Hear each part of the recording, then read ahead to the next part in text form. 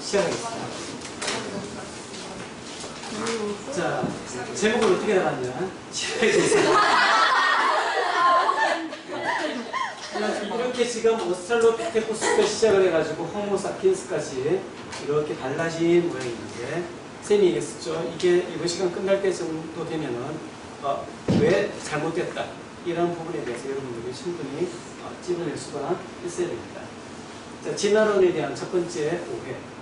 구성은 이렇게 했습니다. 진화론에 대해서는 사람들이 아주 많이 아는 것 같지만 생각만큼도 잘 모르고요. 오해하는 것도 엄청나게 많은 게 바로 진화론입니다. 그래서 그 오해를 조목조목 짚어가지고 해명하고 설명하고 그렇게 이끌어가도록 하겠습니다.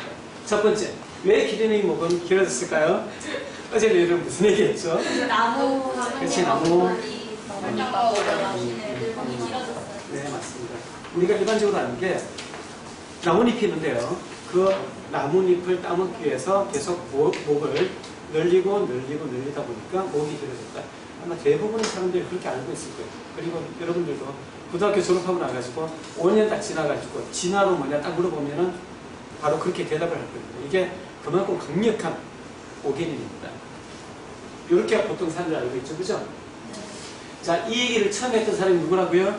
라마르크. 근데 이런 이론을 용불용설이라고 얘기를 합니다. 이거 영어로 보면은 아주 쉬워요. use and 이렇게 되죠. 그죠? use가 뭡니까? 사용하다, 용. use가 붙으면 접두가 뭐 안 되죠. 그래서 불용, theory, 설에서 용불용설. 쌤도 얘기했지만 이번에 준비하면서 왜 용불용설이라고 이름을 붙였는지 처음 알게 됐습니다. 자, 그러면 과연 이 용불용설이 맞을까 틀릴까? 가장 비근한 얘기를 보면 이제 이 결론을 모두 다 알고 있는. 자, 메이저리그 투수 중에 우리 한국의 자랑스러운 이제 박찬호 투수가 있습니다. 딱 보니까 오른손잡이죠? 실제 오른손잡이면 왼팔보다도 오른팔이 훨씬 더 길죠? 네. 긴데 만일 박찬호가 지금 장가를 갔으니까 애가 있겠죠? 애가 태어났을 때 이렇게 태어날까요? 아니요. 이렇게 태어날 수가 없습니다. 그러니까 여러분들이 앞으로 진화론에서 용불용설에 대해서 누가 그런 얘기를 하면은 이렇게 예를 들면은 아마 쉽게 이해가 가능할 겁니다. 그래서 크게 기린이 목이 길어진 이유는 두 가지입니다. 첫 번째는 뭐라고요? 바로 이런 거죠. 그죠? 두 번째가 바로 이겁니다. 둘 중에 뭐가 맞는 건가요? 첫 번째. 얘가 맞는 거죠. 그죠? 네.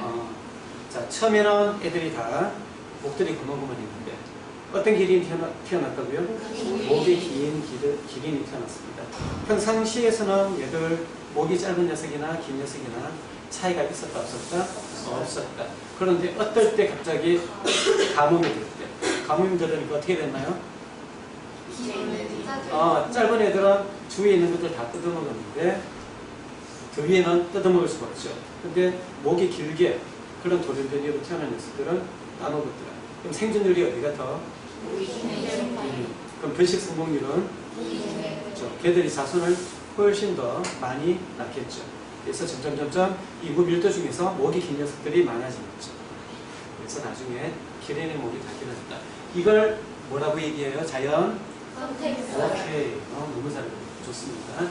자, 둘 중 살아남는 것은 무엇일까요? 뭘 질문도 안 했는데. 자, 도시에서는 도시에서는 검은색 왜? 흰색이 잘 보여. 왜 잘 보이죠? 매력. 매연 맞죠? 그래서 나무들이 색깔이 어떤 색깔이다? 그렇죠. 그래서 도시에서는 새들한테 이 녀석들은 잘 들키는데 얘들은 잘 들키지 않아요. 그래서 어떻게 된다고요? 얘들이 훨씬 숫자가 많아집니다. 이거를 용불용설로 설명을 하면 어떻게 설명을 한다고요? 이제 주위가 검해졌으니까 자기가 점점 날 까매져지라고 계속 이렇게 기도를 하다 보니 이렇게 검해진다. 이런 게 바로 말도 안 되는 얘기죠. 그죠? 자, 여기 카멜레온이 있습니다. 색깔이 어떤 색깔이 잡아먹기가 쉬워요? 잎사귀 색깔과 다른 색깔이겠죠. 그러면 결정적으로 얘들이 훨씬 더 많아지겠죠. 그래서 우리가 알고 있는 대부분의 곤충들이 어떤 색깔이다? 그렇죠. 풀잎 색깔하고 매우 비슷하다. 자, 그래서 이 진화의 종결자들 한글로 쓰니까 훨씬 낫나요? 네. 앞으로 이제 한글로 할게요. 자, 진화의 성별자를 보겠습니다. 얘 이름 어제 얘기해줬는데 기억나니? 악마, 나뭇잎, 꼬리, 도마뱀. 자, 구분 거의 안 되죠, 그죠? 악마, 나뭇잎, 꼬리, 도마뱀. 자, 이 녀석 봐. 네벌레. 그 다음에 이 녀석 봐. 이건 뭐야? 어제 말하겠어. 낙엽 사막이 맞습니다. 근데 뭐니 해도 그 다음 친구가 정말 쌤이 와서는 가장 대단한 녀석입니다. 이거 이름 뭐라고 했죠? 잎사귀 벌레 맞습니다. 자, 이거는 자연 선택설로 어떻게 설명하면 될까요? 원래 처음부터 이런 모양과 이런 색깔이었을까요? 아니요. 처음에는 어땠어? 알 수 없지. 아니, 지 맘대로 했겠지. 그런데 얘하고 이 나뭇잎하고 아주 지역적으로 이렇게 닮지는 않지만 아주 그냥 좀 약간 얼핏 비슷하게 태어난 녀석들이 생존율이 훨씬 어떻게 됐다? 더 높았다. 그래서 나머지는 클리어. 맞죠? 그 다음에 이 녀석들 중에서 또 다시 더 닮은 녀석이 살아났고 나머지는 또 클리어. 그래서 마지막에는 어떻게 완전하게 이런 녀석들만 살아남았다. 이것도 보여줬었죠? 네. 이거 사냥하는 것까지 우리 봤었나요? 네. 사냥하는 거 보도록 하겠습니다. 얘 이름은 뭐라고요? 아직까지 구분 못한 친구는 없겠죠? 보겠습니다.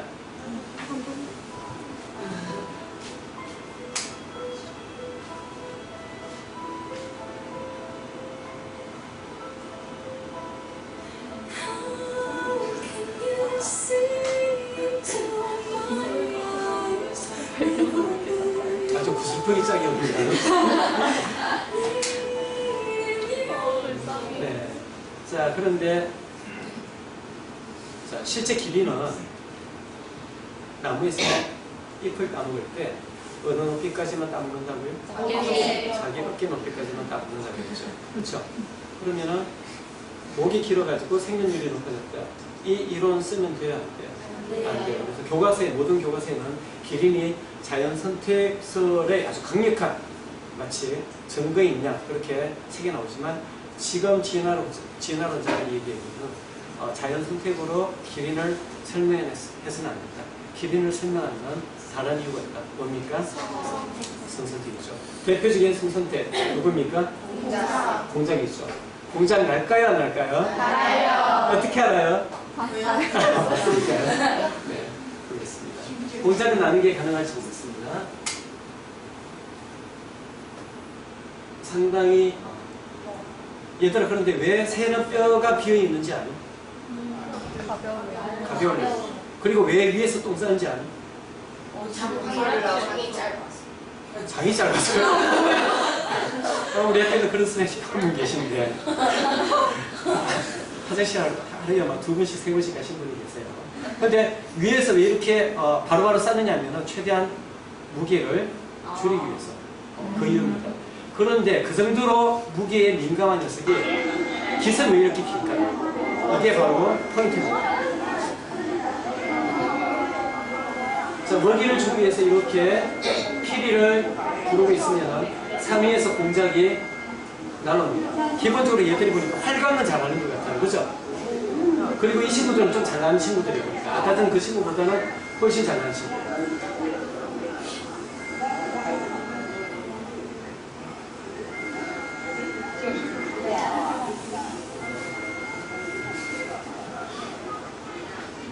네.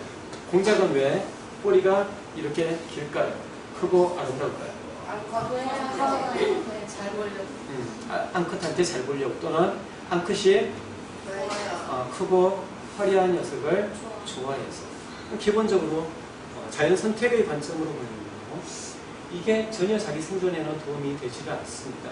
일단 날기가 힘들죠. 갑자기 예를 들어 가지고 뭐 살쾡이라든가 아니면 얘들이 꽁 가거든요. 꽁 정도. 그러니까 뭐 살쾡이라든가 이런 맹수들이 갑자기 딱 했을 때 빨리 해서 날아야 되는데 아까 제 상황 맞죠? 되게 힘들다는 거. 거기다가 얼마나 눈이 잘 띄어요. 이렇게 뭐 형형한 색깔을 가지고 있으니까. 그래서 자연 선택의 관점으로 봐서는 이게 하등이 도움이 안 되는데 단지 그 이유로 암컷이 무지무지하게 좋아요. 이런 대표적인 것들이 여러 가지가 있죠. 사자, 맞죠? 갈기. 갈기가 왜 필요하다고요? 목감기 보호요? 아프리카가 추워서? 아니겠죠? 그 다음 엘크. 엘크가 지금 유럽에서는 어떻게 됐다고요? 다 멸종됐죠. 왜? 눈에 잘 그렇지. 숲속에 들어가면 이거 100번 물리죠. 그 다음에 이게 뾰족하면은 천적하고 한번 이렇게 맞짱이라고 써보겠는데 진짜 맞짱 뜰 수 있어요? 없어요? 없어요. 뭉뚱해가지고 아무런 도움이 안 되죠. 그죠? 그 다음에 이 친구는 쌤이 설명했죠. 네. 뭐였습니까? 실험은 어떤 실험했나요? 그렇죠. A, D, C, D, E, F 해가지고 전부 다 수컷들의 이 꼬리, 파라다이스 새들의 꼬리를 잘라놓고 난 다음에 자 A는 5cm, B는 10, 15, 20, 25, 30 이렇게 쭉 해가지고 암컷들이 어떤 수컷을 선택하는가를 행동 양식을 조사했다고 했죠. 누굴 선택했다고요? 이게 여러분들 뭐하고 똑같다고요? 키 큰 남자 좋아하는 거랑 똑같다고요. 물론 개 중에는 저는 키 작고 정말 머리 크고 배 나오고 팔다리 짧고 이런 남자가 미치도록 좋아요. 이런 친구들도 있겠지만 그건 뭐 취존입니다. 취존인데 대부분은 어떻습니까? 그냥 키 크고 팔다리 길고 머리 작고 이런 강동원이나 조인성 같은 김조인성 선생님 계십니다. 자 그러면은 왜 이 성선택의 압력은 수컷만 받을까요? 왜 이렇게 수컷만 이 압력을 받아가지고 이렇게 자기의 모습을 바꿀까요? 이유는? 수컷이 스스로 좋아요. 그렇죠. 자, 애를 낳거나 알을 낳는 구조는 누가 가지고 있습니까? 암컷이죠. 그러니까 수컷은 이 짝짓기에 한해서만큼은 무조건 을의 주장을 띱니다. 갑은 암컷입니다. 갑은 암컷이고요. 두 번째, 그러면은 남자와 여자 이렇게 뭐 예를 들어가지고 수컷, 암컷 이렇게 동물이나 사람이 있을 때 배우자를 고를 때 더 까다로운 건 누구일까요? 남자. 왜요? 왜? 수컷은 수컷은 주기만 하면 되는데 뭐를? 씨앗을 주기만 하면 되는데 문제는 잘 모르겠지만 예, 주기만 하면 되는데 뭐 평생 네. 세입자들이죠? 아 맞습니다. 또 다른 조금 더 정확한 얘기를 수컷은 알 수컷은 수가 없어요.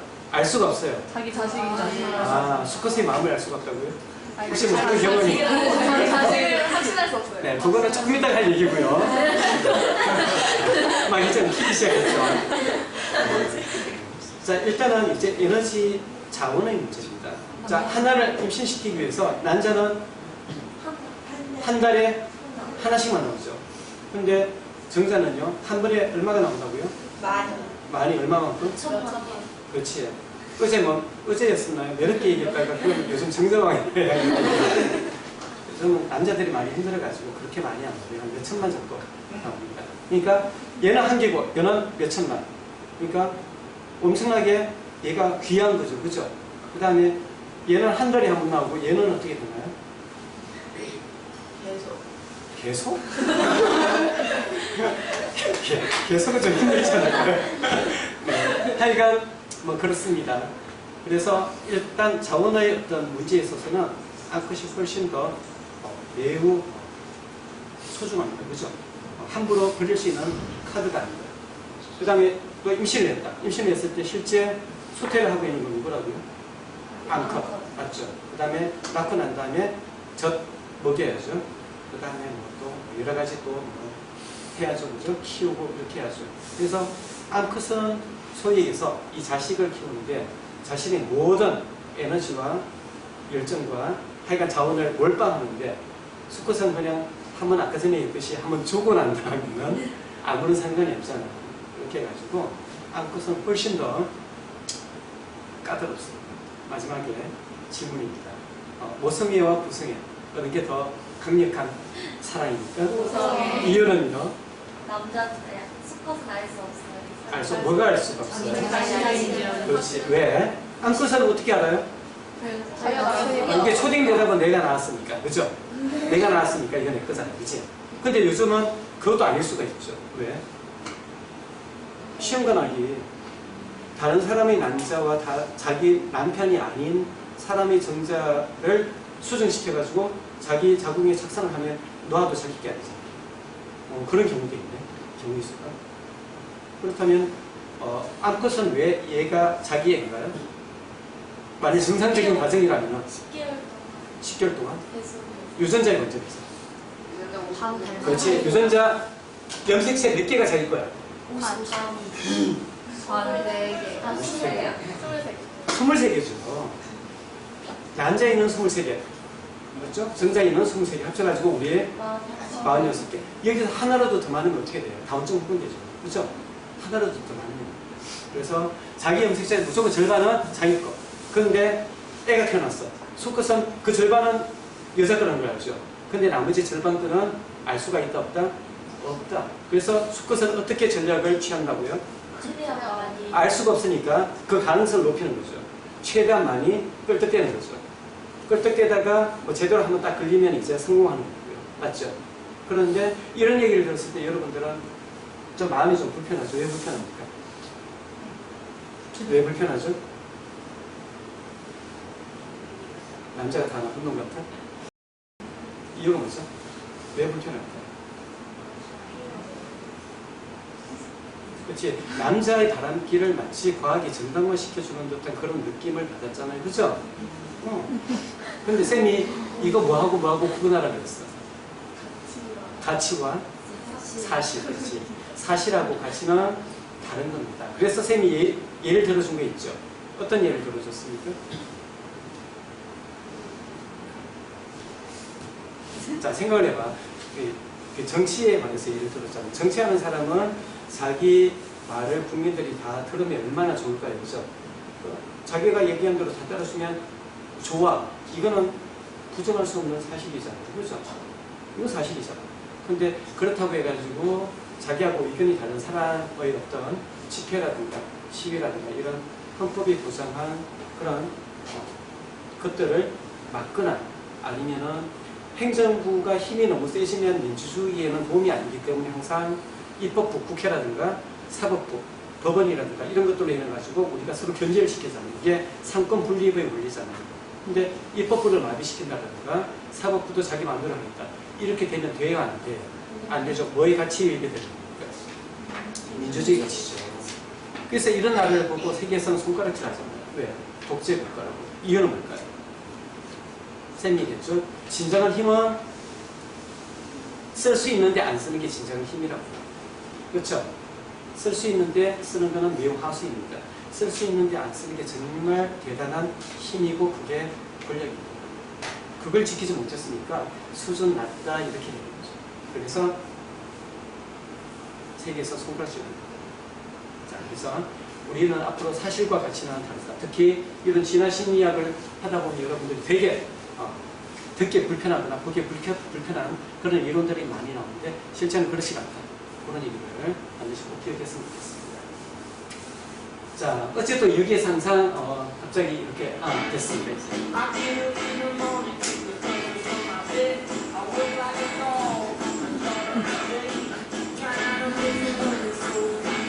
성선택의 관점에서는 동물이나 인간이나 똑같다는 그런 유쾌한 동영상입니다.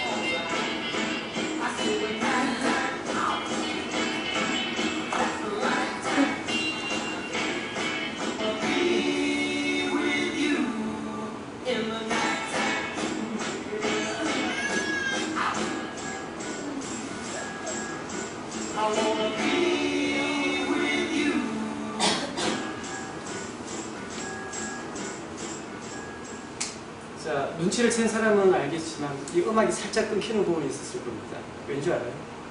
이때 제일 야한 장면이 나왔어요. 쌤이 그 부분은 살짝 드러냈습니다. 승희하시면? 두 번째, 진화론에 대한 오해입니다. 왜 이렇게 길이는 힘들게 다리를 이렇게 쩍거려가지고 물을 마실까요? 이유는 뭘까요? 목이 길어서. 그러면 생각을 해봐. 길이는 목이 매우 길죠. 맞죠? 그러면 저 머리 위까지 피를 올려야 되는데 피를 올리기 위해서 뭐가 힘이 좋아야 돼? 심장. 그래서 기린의 심장은 길이가 60이고요. 무게가 약 10kg입니다. 그러니까 혈압도 무지하게 높겠죠. 그런데 이 상황에서 얘가 물을 먹기 위해서 이렇게 내린다면은 어떻게 보면 되게 위험한 거죠. 너희들도 피 쏠리는 거 경험해봤죠. 물론 그런 경우를 예방하기 위해서 얘들은 고개를 숙일 때는 자동적으로 뇌에 들어가는 혈압이 다운되는 그런 시스템이 만들어지긴 했어. 진화에 의해서. 하지만 상당히 불편하기는 마찬가지입니다. 자, 만일 진화가 목적이라든가 진보의 개념, 진보는 점점 더 나아진다는 거고요. 목적이라는 것은 진화의 목적이 있는 거야. 이런 개념이면은 이렇게 힘들게 물을 먹을 필요가 있을까요? 없을까요? 없겠죠. 자, 만약 뼈가 이렇게 많다면은 이렇게 쉽게 굽힐 수가 있겠죠. 그렇죠? 이거 되게 멋지지 않나요? 잘 만들었죠. 담임쌤이 만드신 겁니다. 네. 쌤이 부탁을 해가지고 사진 하나 딱 쓰니까 이렇게 만들어놨어요. 그런데 실제 길이는 어떤 모양이냐? 이런 모양입니다. 왜? 기린의 목뼈는 몇 개? 7개. 포유류의 목뼈는 다 7개입니다. 그래서 일부러 여러분들 목뼈를 세기에 좋으라고 일자목을 갖다 놨습니다. 한번 볼게요. 하나, 둘, 셋, 넷, 다섯, 여섯, 7개죠. 그러니까 기린도 뭐야? 목뼈는 7개인데 뼈 숫자가 늘어난 게 아니고 뭐만 길어졌다고요? 그렇죠. 목의 길이만 늘어난다. 그러다 보니까 얘들이 목을 굽히기 힘드니까 어떻게 했다? 다리를 벌리고 목 자체를 이렇게 내리면서 물을 마셨다. 근데 만일 진화가 목적을 가지거나 진보, 점점 더 나아진다는 개념이라면 아마 목이 길어지는 것보다는 목뼈가 많아지는 쪽으로 진화를 했을 겁니다. 알겠죠? 앞으로 절대 진화에 대해서 진보라든가 목적을 가졌다. 그렇게 생각하지 마십시오. 진화는 무조건 다 우연에 의해서 벌어진 사건의 사건입니다. 자, 세 번째, 이거 딱 보니까 어떤 느낌이 드나요? 이 중에서 제일 강한 놈이 누구야? 뱀이죠. 그 다음 개구리, 그 다음 잠자리겠죠. 자, 여러분들 이때까지 숱하게 들어봤던 바로 적자생존입니다. 이게 진화론에 대한 오해의 세 번째입니다. 딱 보니까 적자생존, 진화론 마치 똑같은 얘기인 것 같죠. 그렇잖아요. 근데 이 얘기를 다윈이 처음에 한 게 아니고 이 얘기를 한 사람은 따로 있습니다. 그런데 우리는 이때까지 다윈이 마치 적자생존의 이론을 만든 사람이냐 그렇게 생각을 하고 있었던 겁니다. 자, 이 정글의 법칙, 적자생존 약육강식 이 얘기를 누가 했냐? 바로 허버트 스펜스라는 사회학자가 있습니다. 자, 이 사람은 적자 뜻이 뭡니까? 적응하는 자가 생존한다. 근데 이 적응하는 자를 뭐로 바꿨어? 강자라고 바꾼다. 강한 놈이 적응한 놈이다. 그런데 정말 그 강한 놈이 적응한 놈일까? 그게 맞을까? 지금부터 보도록 하겠습니다.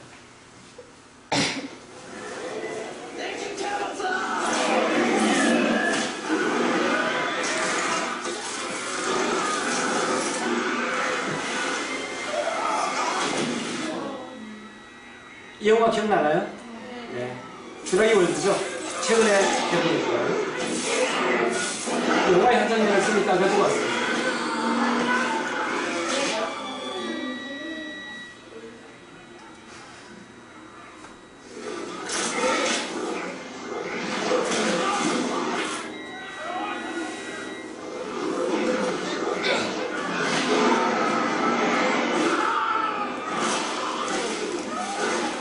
이 장면이 정말 너무 재미나요. 피 떨어지는 것까지.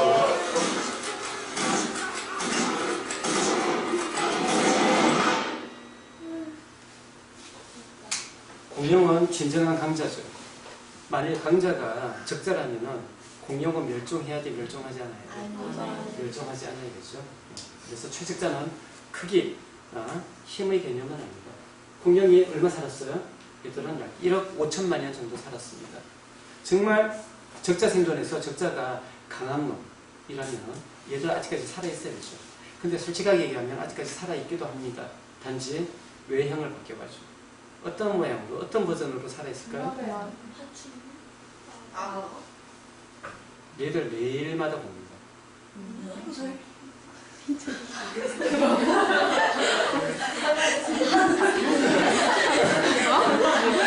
길거리에서 그렇게 숱하게 봅니다. 나가면 가버립니다. 네, 새입니다.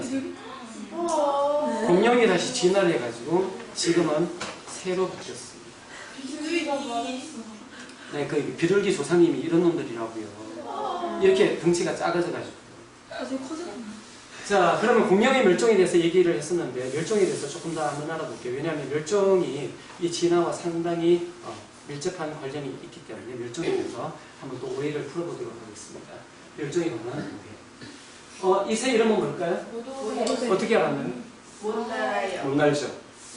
섬에 스페인 사람이 섬에 갔는데 이 도도새는 그 섬에서 천적이 아무도 없었어. 인간이 왔는데 도망가 안 도망가? 오히려 호기심 때문에 이렇게 따라갑니다.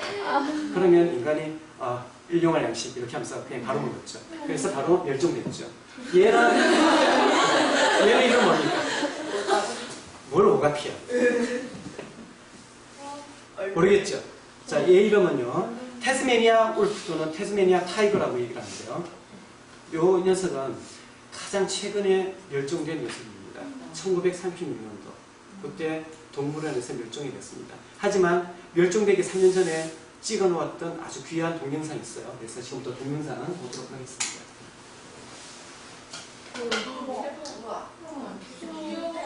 뭘 닮았나요? 멧돼지 닮았나요? 자, 얘 이름은 벤자민이라는 친구이고요. 딱 한 마리 남았었는데 한 마리 남기 1년 전에 이게 멸종 위기 동물로 이렇게 지정이 됐대요. 그런데 실제 동물원에서 그걸 전해주지 못했고요. 그래서 마지막에 어떻게 죽었는지 알아요? 얼어 죽었습니다. 관리 부실로.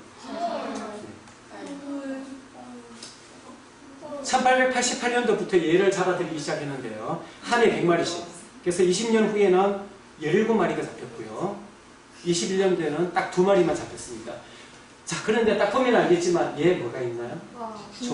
주머니 늑대입니다. 네, 캥거루와 같은 유대류입니다. 유대류 중에서 가장 덩치가 큰 육식동물이야. 왜 인간이 잡았을까요? 이렇게? 이걸 먹으려고요? 보통 육식동물은 먹어보면 맛이 없어요. 그때 인간이 키운 가축이 뭐였죠? 일단은 자, 우리 한번 연상을 해보자. 자, 이런 주머니류들이 많은 것들이 어디에? 어느 대륙이야? 그렇지. 오스트레일리아 또는 뉴질랜드 그쪽이지, 그렇지? 그게 얘들 가면 제일 많은 가축이 뭘까요? 코알라는 가축은 아니죠. 양입니다. 양을 잡아먹는다고 해가지고 한 해에 100마리씩. 근데 마지막에 2마리 딱 잡혔을 때는 사람들이 어땠을까 반응이? 와, 이제 지켜야지, 보호해야지. 아닙니다. 희소가치 때문에 더 잡으려고 안달이 났던 겁니다. 그래가지고 딱 한 마리 남았을 때 결국 마지막에 얼어 죽었죠. 되게 안타깝죠, 그죠? 자, 그 다음 이 녀석은 뭘까요? 메모드입니까? 마모스입니까? 둘 다 똑같은 거야.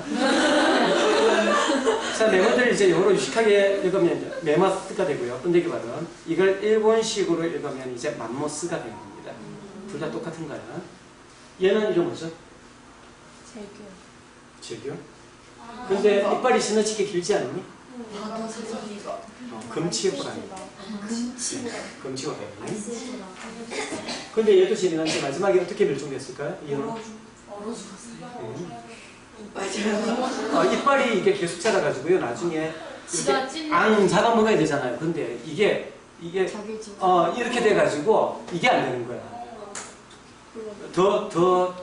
그 말도 안 되는 이유, 그 쌤이 봤을 때 그건 아닌 것 같은데 이게 계속 자라가지고 자기를 뚫어서 죽였다는 이런 얘기는 이건 정말 거짓말인 것 같고요. 근데 얘는 왜 이렇게 이빨이 계속 자랐을까요? 안 관리해줬어? 아까 전에 수업했습니다. 그렇죠. 자연 스텝으로 설명 안 된다면 무조건 뭐 성스펙이야. 암놈 이런 애를 너무너무 좋아했단 말이야. 자, 이 친구는 뭐죠? 도토잠보? 자, 이 친구는 뭐죠? 시베리아에서 얼은 채로 그대로 발견된 바로 메모도. 근데 재미난 게 이 친구 뱃속을 딱 갈라봤더니만 아직 소화되지 않았던 풀이 있어. 그 무슨 뭐를 의미하니까? 술 먹었어. 아직 최근에 있어. 술 먹고 얼어죽어. 풀 먹고 그때가 계속 추웠으면은 풀이 있었을 까 없었을까? 없었지. 그게 무슨 얘기야? 갑자기 추워졌다. 그러니까 얘들이 풀 먹고 난 다음에 이렇게 잠이 왔겠죠. 잠이 오다가 이 상태에서 그대로 그렇게밖에 해석이 안 되잖아요. 그리고 얘를 가지고 요즘 이제 우리 세계적인 한때 참 잘 나갔던 우리 박사님 한 분 계셨죠. 줄기세포 누굽니까? 황우석 박사가 이제 제기 프로젝트로 메모도 복원 이걸 하고 있거든요. 원리는 어떻게 할까요? 여기 있는 세포의 핵을 꺼내, 그 다음에 코끼리 난자의 난자핵을 제거해, 그 다음에 얘를 코끼리 난자에 집어넣어, 그 다음에 전기 자극을 뿅뿅뿅 줘. 그러면 마치 얘가 수정을 했다고 착각을 일으키고 막 세포 분열을 합니다. 1개에서 2개, 2개에서 4개, 4개에서 8개, 16개, 32개, 64개, 120, 이렇게 계속 갑니다. 그런데 이렇게 하면 금방 만들 수 있을 것 같은데 왜 만들기가 힘들까요? 엄청 세포가 많아야 해요. 엄청? 세포는 저절로 많아져. 수정만 제대로 되면. 수정이 아니고 처음에 제대로 된 핵만 있으면. 근데 왜 제대로 된 핵이 있기가 왜 힘들까요? 멀어서. 그렇죠. 오래되면 DNA가 파괴됩니다. 그래서 이걸 일부 다 일일이 이걸 수정을 다 해주고 다 맞춰줘야 돼요. 근데 너무 힘들어, 그 과정이. 그래서 아이디어를 냈습니다. 요즘 어떤 식으로 아이디어를 냈냐면 이 부분에 문제가 있죠. 그러면 메모드하고 가장 가까운 녀석이 누구야? 코끼리지. 코끼리 이 부분에 해당되는 걸 갖다 붙이는 거예요.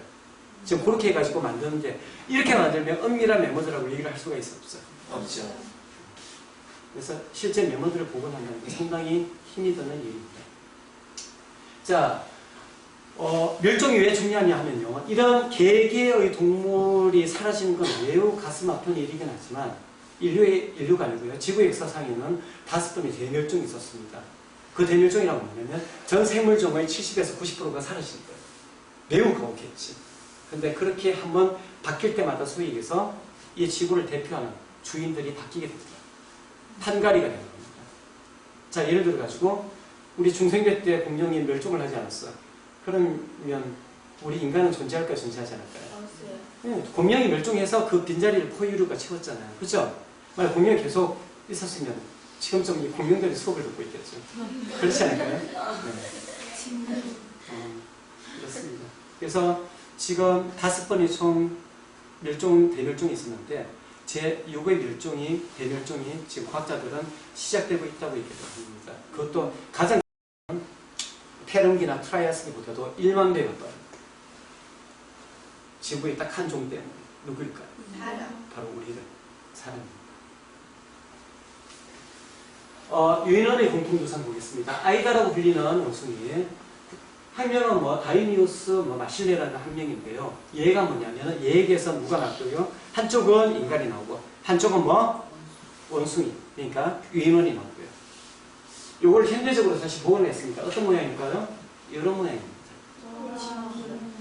얘가 이제 한쪽은 사람 되고요. 한쪽은 유인원 되고 이렇게 되는 겁니다. 유인원 종류 한번 다 얘기해 볼까요? 첫 번째 오랑우탄, 고릴라, 하나 더 무슨 원숭이? 긴꼬리 원숭이? 그렇지, 긴팔 원숭이. 긴꼬리 원숭이. 자, 그러면은 적자 생존에서 적자가 강한 놈, 센 놈은 아니라고 배웠죠. 그럼 그 적자라는 개념이 영리함 또는 지성일까요? 보겠습니다. 얘는 호모 사피엔스 이달투입니다. 근데 우리는 종이 뭐야? 호모 사피엔스지. 얘 어떻게 됐다고요? 멸종했어. 호모 사피엔스 머리 좋았잖아요. 근데 멸종했다고. 머리 좋으면 멸종 안 한다. 이건 아니거지, 그치? 그러니까 우리 지금 인간이 되게 머리 좋아가지고 영원히 머리 살 것 같죠? 아닙니다. 또다시 자연 선택을 받을 수가 있습니다. 근데 항상 공식이 있어요. 대멸종 때 반드시 사라지는 것은 최상위 포식자입니다. 지금 우리 지구에서 최상위 포식자가 누구라고요? 인간이죠. 반드시 사라집니다. 방법은 기간을 얼마나 늦추느냐. 거기에 둔 거지. 대멸종은 무조건 되게 돼 있어. 그러면 이제 우리 또 하면 딱싹 판가리가 되고, 그러면 또 그 자리를 또 어떤 종들이 메꾸겠죠. 그럼 이제 한 몇백만 년, 몇천만 년 지나면 또 다른 상황이 또 펼쳐지게 될 겁니다. 물론 이런 문명이 생길지 안 생길지는 알 수가 없어요. 그건 알 수가 없어요. 왜? 진화는 목적이 있는 게 아니고 바로 우연이기 때문에 그렇습니다. 지금은 호모 사피엔스 요정이죠. 신기한 게 인간은 종이 딱 하나입니다. 그렇죠? 고래의 종 한번 다 읽어볼까요? 고래는 범고래, 돌고래, 흰소연고래, 흑동고래, 밀크고래, 또 뭐 있어? 동고래 했어.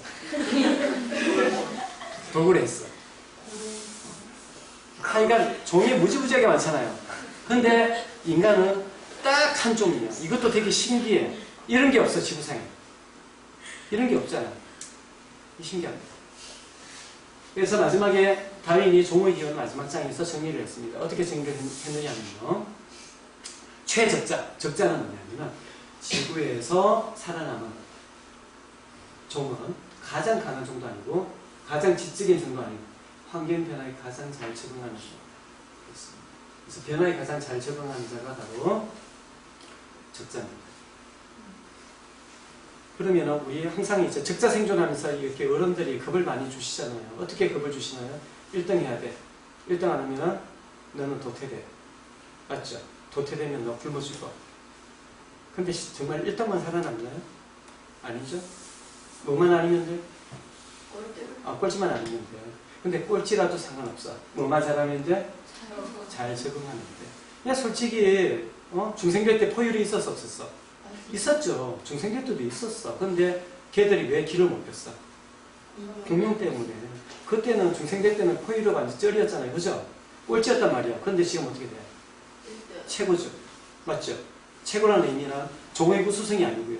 지금 지구에서는 이제 그 종이 대표적인 인간이 최고 상위 포식자이기 때문에 그렇습니다. 그러니까 이건 언제든지 바뀔 수가 있는 거예요. 그래서 앞으로 여러분들이 너무 1등에 대한 꼭 반드시 이겨야지, 뭐 경쟁에서 이겨야지 이런 강박보다는요, 좀 공정공생할 수가 있고, 이렇게, 이런 부분에 대해서 한번 고민을 해보는 것도 괜찮을 것 같습니다. 적자 생존 얘기하는 사람들 조심해야 돼.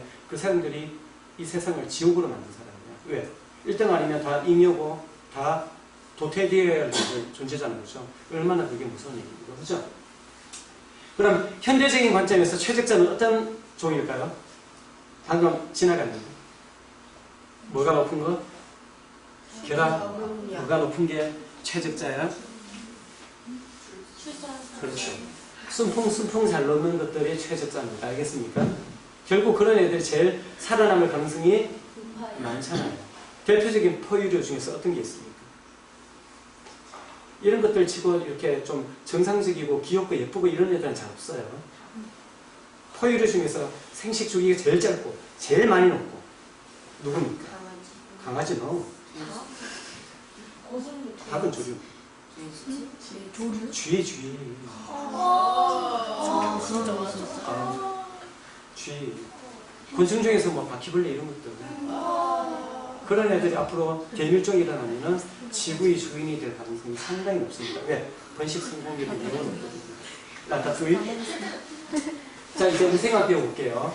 얘들아, 우리 우생학은 아니지만 비슷한 거 배웠어. 우리 육종이라는 거 배웠죠. 육종이 뭐였습니까? 좋은 거는 더 교배시켜서 후손을 남기고 나쁜 것들은 다 죽여버리고, 맞죠? 맞죠? 이거를 그대로 인간 사회에 적용시킨 게 바로 우생학입니다. 누가 만들었냐면요, 프랜시스 콜턴이라는 사람인데, 이것도 웃기는 게 얘가 다윈의 사촌 동생이에요. 집안 자체가 완전하게 천재 집안입니다. 자, 이 사람이 주로 꽂혔던 부분이 바로 뭐냐면 골상학이라는 겁니다. 이런 거 해가지고 이 뼈의 뭐 길이, 크기 이런 걸 해가지고 너는 범죄형이다. 아니면 뭐 너는 어떻다 저떻다. 이런 대표적인 게 또 있잖아요. 여러분들 항상 그 광분하고 광신하는 거, 혈액형 관련돼가지고 다 이게 우생학입니다. 그거 다 거짓말이야. 혈액형 난 O형이니까 또 다 거짓말입니다. 이게 반응 이펙트라는 게 있거든요. 심리학 중에서. 그게 뭐냐면은, 자, 똑같은 내용인데, 자, 각자 여러분들 혈액형에 맞는 데이터입니다. 주면 전부 다, 이거 다 내 거. 딱 내 얘기네. 이렇게 된 겁니다. 전부 다 똑같은 겁니다. 그걸 반응 이펙트라고 얘기하거든요. 대표적인 게 뭡니까? 혈액형이죠. 말도 안 되는 얘기고요. 물론, 믿거나 말거나 그건 본인들 선택이 있겠지만, 과학적으로 봤을 때 그건 정말 말도 안 되는 얘기입니다. 실제 혈액형은 종류가 무지무지하게 많습니다. 무지무지하게 많아요. A형이라고 다 같은 A형이 아니야. 그런데 이 우생학을 실제 썼던 인류 역사에서 썼던 적이 있었어. 언제? 유대인 그렇죠. 홀로코스트. 맞죠? 이거 한번 읽어봐. 도금대. 알바이트, 마트, 프라이 뭡니까? 알바이트. 내가 알바 뭡니까? 여기서 나왔어. 알바 뭡니까? 일. 이거는 메이크. 이거는 프리. 노동이 자유를 만든다. 실제 자유를 만드는 거예요. 일 시큰하고 죽었잖아요. 독가스 시대에서. 그래서 일주일에 한 번씩 샤워하러 갔는데 샤워기 열어가지고 물 나오면은 사는 거, 안 나오면은 죽는 거. 물 대신에 독가스 나왔잖아요. 근데 이거 만든 사람 누구야? 독가스 만든 사람. 알고 있어요. 그 누군지. 냉장고 만든 아니. 아니 그래. 누구? 아니. 노벨도 물론 죽음의 상징이라는 별명은 있어요. 다이나마이트 만들고. 자, 우리 하버 보고 싶어 할 때 하버. 프린츠 하버. 그거 만든 사람. 그 사람이 이거 독가스 만들었어요. 근데 또 충격적인 사실은 뭐냐면은 프린츠 하버는 유태인이었습니다. 그러니까 그 밑에 사람들이 더 독한 거야. 우리나라 예전에 일제시대 때 있었죠? 일본 형사보다도 그 밑에서 일하는 조선계 형사 있었죠? 그 사람들이 더 독했습니다. 그렇죠? 씁쓸합니다. 요거는 아우슈비츠 수용소에서 생체 실험을 했을 때 쓰여진 의료 도구입니다. 자, 이렇게 그냥 샤워로 들어간 거죠. 이러다가 이제 죽고 살고 그렇게 된 거죠. 하여간 사회 진화론은 이렇게 우리 인류에 있어서 많은 안 좋은 부분을 영향을 끼쳤습니다. 하지만 이 볼턴이 반드시 이렇게 나쁜 걸 했다라는 그런 건 아니에요. 이거 뭡니까? 지문이죠. 딱 보니까 뭘 조사하는 것 같아. 그렇지. 이 사람이 모든 사람은 지문이 다르다는 걸 처음으로 알아냈어. 그래가지고 이 지문에 대해서 연구를 했어. 그래가지고 이 지문을 가지고 범죄를 찾는 이런 기법들, 이런 것들이 전부 다 프랜시스 볼턴의 영향에서 나왔다는 것을 여러분들이 알아도 괜찮을 것 같습니다. 항상 이 부분에서 되더라. 자, 진화론에 대한 네 번째 원입니다. 이건 뭘까요? 생명의 나무죠. 이게 교과서에 없어가지고 진화론 이상하게 만들어니까요. 여러분들 보겠습니다. 페이지 198페이지. 거기 보면은 고래의 진화라고 나오죠. 찾았니? 네. 자, 그렇게 그려놓으면은 이거 진화론 아닙니다. 자, 이렇게 보면 사람들이 어떻게 오해를 하냐면은 얘가 계속 새끼를 낳고 쭉 낳다 보니까 이렇게 변했고요. 이렇게 쭉 낳다 보니까 이렇게 됐고요. 이렇게 됐고요. 이렇게 됐다. 이렇게 알잖아요. 이거 아닙니다. 얘는 다 멸종된 종이야. 다 진화의 다 끝에 있었던 녀석이야. 무슨 얘기인지 알겠지? 이렇게 쭉 가다 보는데 어떤 돌연변이가 생겼어. 그 돌연변이에서 계속 가다 보니까 아예 다른 종이 생겼어. 이렇게 가는 게 바로 생명의 나무 실제 파키케투스가 이때 멸종을 안 하고요. 아직까지 남아 있었다면요. 지금도 이 모양 그대로 변한다 안 변한다? 안 변한다. 어떻게 그려야지 맞는가? 이렇게 그려야지 맞습니다. 이게 바로 생명의 나무 개념이죠. 이렇게 그려야지 맞습니다. 알겠나요? 교과서 잘못된 거예요. 그러면은 딱 보니까 눈치 있는 사람은 알겠지. 육상동물 중에서 고래하고 가장 비슷한 녀석이 누구예요? 자는 사람 많기 때문에 선생님이 지난 영상 하나죠. 근데 고래하고 비슷하니까 육상생활에 제대로 적응 못한 게 아닐까? 이게 계속 물에 살던데 아닙니다. 고래가 여러분들보다 훨씬 빠르고요. 이 친구보다 빨라요. 얼마나 빠른지 지금부터 보여드리겠습니다.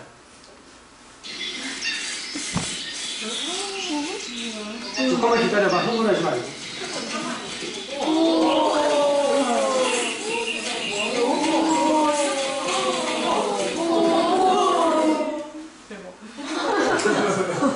얘들아 지금 누구를 잡았냐? 치타 잡았잖아. 치타가 100m 3초야. 하마 느리는 줄 하마가 100m 8초. 8초. 더 느린 거 아니에요? 근데 우연찮게 이렇게 잡혔네. 아마 치타를 잡아먹으려는 생각은 아니고 치타가 자꾸 자기 자는데 좀 괴롭혔겠죠. 그러고 보니까 성질 나가지고 강력하게 지금 제압을 하고 있어요. 그러니까 하마가 엄청나게 무서운 동물입니다. 실제 아프리카에서 인간이 사자한테 죽는 것보다는 하마한테 죽는 게 훨씬 많습니다. 그래서 여러분들 아프리카 가가지고요, 하마 보면은 이렇게 도망가는 것도 물론 좋겠지만 하마 되게 조심해야 됩니다. 하마가 저기 악어 완전 병신 만드는 거 맞죠? 그리고 하마 송곳니 맞나요? 송곳니가 이렇게 나 있거든요. 그래서 여러분들 다리 앙 물면은 다리가 그대로 관통됩니다. 자, 교과서 우리가 또 대표적인 거, 말이 이렇게 달라졌다. 아닙니다. 그죠? 이렇게 그래야죠. 맞죠? 자, 사람이 이렇게 달라졌다. 아닙니다. 이렇게 그래야지 맞죠. 정말 인간이 딱 한 놈만 남았습니다. 뭐 호모 사피엔스. 말 아까 전에 호모 사피엔스 이랄토가 살아남았고요. 호모 니안데르탈렌시스 얘가 살아남고 인간이 살아남았다. 그럼 인간은 세 종이 되겠죠. 근데 지구에는 못 바뀌었다. 호모 사피엔스 한 종밖에 없다. 이것도 참 신기한 일입니다. 자, 침팬지에서 인간 되는 거 지금 몇 분 남았나요? 5분 남았죠. 네, 요거 다음 시간에 수업하도록 하겠습니다. 알겠죠? 네, 오늘 수업하는데 고생 많았어요.